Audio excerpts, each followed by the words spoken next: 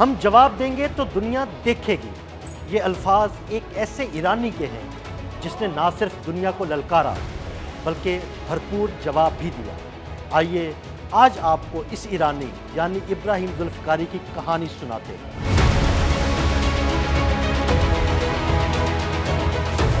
مشرق وسطی ایک ایسا خطہ جہاں طاقت کی زبان صرف ہتھیار نہیں بلکہ الفاظ بھی بولتے ہیں، اور انہی الفاظ کے ذریعے ایک نئی آواز ابھری ہے جسے دنیا ابراہیم ذوالفقاری کے نام سے جانتی ہے۔ کرنل ابراہیم ذوالفقاری ایران میں مرکز خاتم الانبیاء کے مرکزی فوجی ترجمان، جن کا نام آپ نے گزشتہ چند دن کے دوران سنا ہوگا، لیکن ان کی کہانی صرف فوجی بیانات تک محدود نہیں ہے۔ کرنل کے عہدے پر موجود 30 سے 40 کے قریب عمر کا ایک نوجوان جو 4 زبانیں روانی سے بولتا ہے اور فارسی، عربی، انگریزی اور عبرانی پر مکمل عبور رکھتا ہے۔ جی ہاں، وہ دشمن کو نہ صرف انہی کی زبان میں بھرپور اور منہ توڑ جواب دیتا ہے بلکہ فلسفہ، ریاضی، ٹیکنالوجی اور علوم دینیا کا غیر معمولی تعلیمی پس منظر بھی رکھتا ہے۔ جب دشمن نے ایک ہی دن میں بڑے ایرانی کمانڈروں کو شہید کیا اور کہا کہ ایران نے اپنی دفاعی طاقت کھو دی ہے، تو ایران کا یہی چہرہ استقامت کی آواز بنا، جس نے کہا جنگ کا فیصلہ میدان کرتا ہے، سوشل میڈیا نہیں۔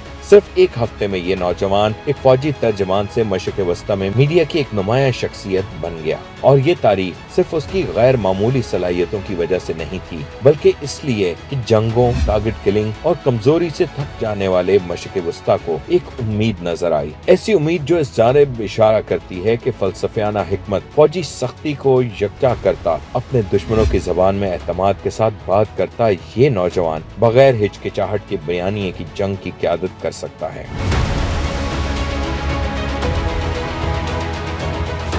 ایک ایسے لمحے میں جب سب لوگ کسی زوال کے منتظر تھے، ابراہیم ذوالفقاری نے بحران میں پیدا ہونے والے قیادت کی مثال پیش کی ہے۔ مشرق وسطی حقیقی طاقت کا احترام کرتا ہے، اور ابراہیم ذوالفقاری نے کمزور ترین لمحوں میں اس طاقت کو مجسم کیا۔ ذوالفقاری کو ایران کی فوجی آواز سمجھا جاتا ہے جو دنیا کے لیے پیغام دیتی ہے، اور وہ ایران کی اعلیٰ فوجی قیادت کا نیا چہرہ بن کر سامنے آیا ہے۔ اس کا انداز ایک پیچیدہ ابلاغی حکمت عملی پر مبنی ہے، یعنی پہلے دھمکی پھر اثر کا ثبوت۔ یہ انداز دشمن اور عوام دونوں کو انتظار کی کیفیت میں رکھتا ہے۔ سیکیورٹی میڈیا کے نقطہ نظر سے ذوالفقاری کا انداز بیان فوجی فہم کی مینجمنٹ میں آتا ہے، جہاں مقصد صرف معلومات دینا نہیں بلکہ دشمن اور عوام کے ذہن میں صلاحیت اور نیت کا تصور بنانا ہوتا ہے۔ ابراہیم ذوالفقاری اپنی گفتگو میں بہت کم الفاظ استعمال کرتا ہے، مگر وہ براہ راست ہوتے ہیں اور طاقت اور نتیجے کا واضح پیغام دیتے ہیں۔ یہ انداز فوجی ابلاغ کے نظریات سے ہم آہنگ ہے۔ ذوالفقار نے فوجی ترجمان کو محض بیان دینے والے سے بڑھا کر میدان جنگ کا حصہ بنا دیا ہے، جہاں خود خطاب بھی جنگی حکمت عملی کا حصہ بن جاتا ہے۔ ابراہیم ذوالفقاری ایک کامیاب آپریشنل اسپوکس مین کی ایک زندہ مثال ہے، جو فوجی ابلاغ کا ایک جدید انداز ہے اور زمینی فوجی کارروائیوں کے ساتھ ساتھ کام کرتا ہے۔